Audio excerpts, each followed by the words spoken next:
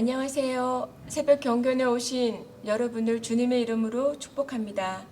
저는 213 훈련 9기 김하수입니다. 오늘 저와 함께 보실 말씀은 사무엘하 17장 2절에서 5절, 14절 말씀, 사무엘하 17장 2절에서 5절, 14절 말씀입니다. 우리는 사무엘하 15장의 말씀을 통해 다윗의 아들 압살롬의 반역으로 다윗은 왕에서 도망자의 신세로 전락하게 된 것을 알 수 있습니다.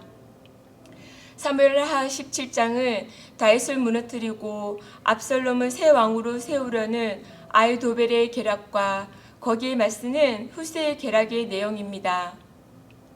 먼저 2절과 3절의 말씀을 읽겠습니다.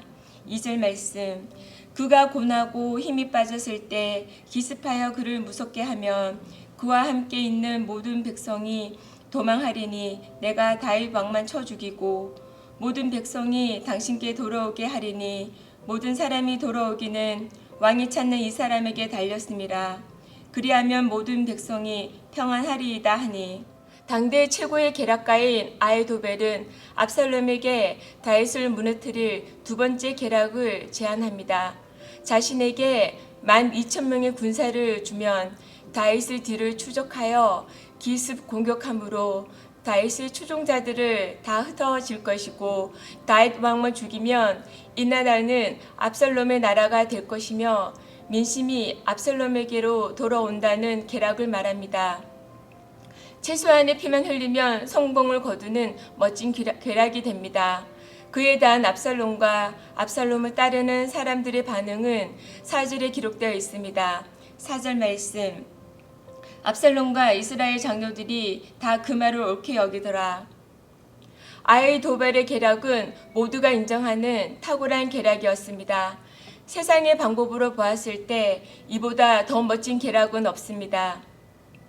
그런데 여기서 놀라운 반전은 5절 말씀이 있습니다. 압살롬이 이르되 아렉 사람 후세도 부르라. 우리가 이제 그의 말도 듣자 하니라.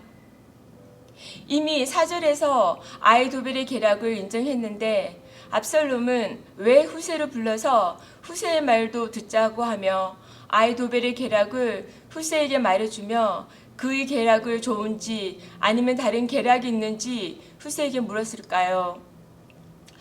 후세는 어떤 사람입니까? 사무엘하 15장 32절에서 37절 말씀을 보면 아렉 사람으로 압살롬의 반역으로 인해 도망치던 다윗을 기드론 시내를 건너 하나님을 경배하는 마루트에서 맞이했던 사람으로 다윗의 신복 중에 신복입니다.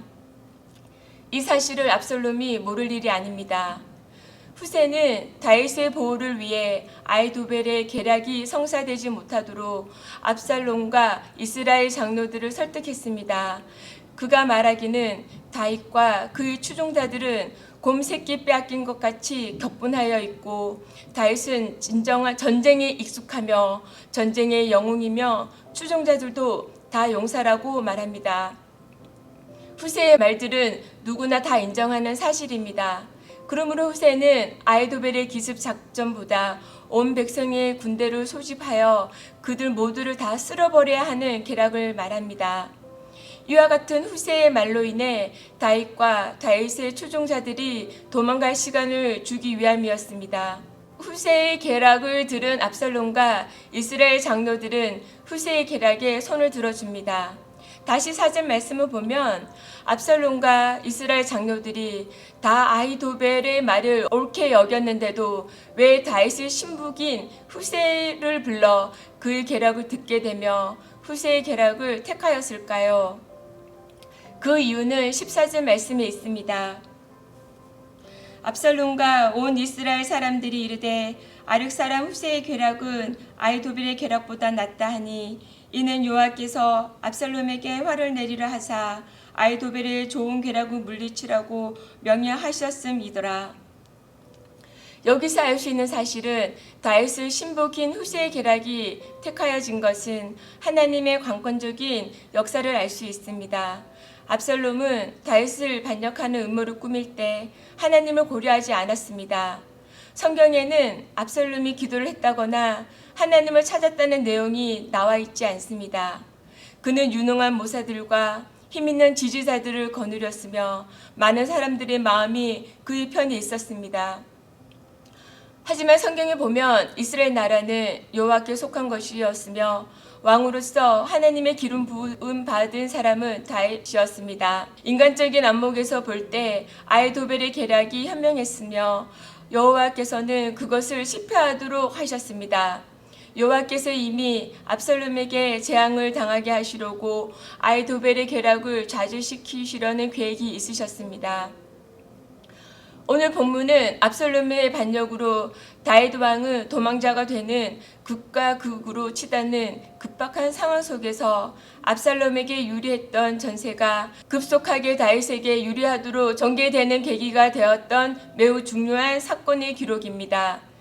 그것은 압살롬의 모든 사람이 하나님의 말씀인 것처럼 인정하고 따랐던 아히도벨의 계략을 따르지 않고 다윗의 신복인 후세의 계략을 따르는 쪽을 선택한 것입니다. 아들인 압살롬의 반역으로 다윗은 왕에서 도망자의 신세로 전락하였지만 아히도벨의 계략이 이루어지지 않았으므로 그는 자결하였고 압살롬의 반역은 성공하는 것처럼 보였지만 실패하였습니다. 인간의 지혜보다 더 높은 여호와 하나님께서 이스라엘 역사를 이루시기 위해 배후에 하나님이 계신 것이 다윗의 성공이었고 압살롬의 패착이었습니다. 이 세상에 사는 동안 완전해 보이는 멋진 계략들이 우리 삶 속에 너무나 가까이 있습니다. 그렇기 때문에 자칫 잘못하면 세상의 멋진 계략을 따를 수도 있습니다. 우리 모두는 다윗처럼 실수하고 하나님이 바라지 않는 일도 할 수 있는 연약한 사람입니다. 저 또한 하나님의 은혜가 아니면 지금 이 시간에도 세상의 멋진 계략을 따르며 살고 있을 것입니다.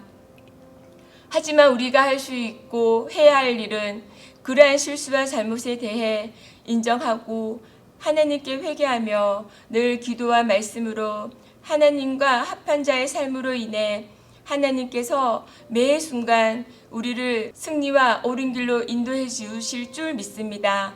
기도하겠습니다. 사랑과 은혜가 풍성하신 하나님 아버지, 우리의 작은 신음에도 귀 기울이시고 신실하게 응답하시는 하나님을 신뢰합니다. 빠져나갈 길이 보이지 않을 때, 기도할 힘과 소망조차 없다고 여겨질 때에도 우리의 기도를 들으시고 우리를 위한 최상의 길로 인도하시는 하나님을 더욱 신뢰하게 하옵소서.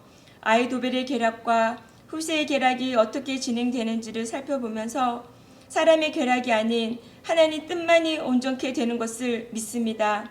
오늘도 우리의 삶을 주장하여 주옵소서. 감사드리며 존귀하신 예수님의 이름으로 기도드렸습니다. 아멘.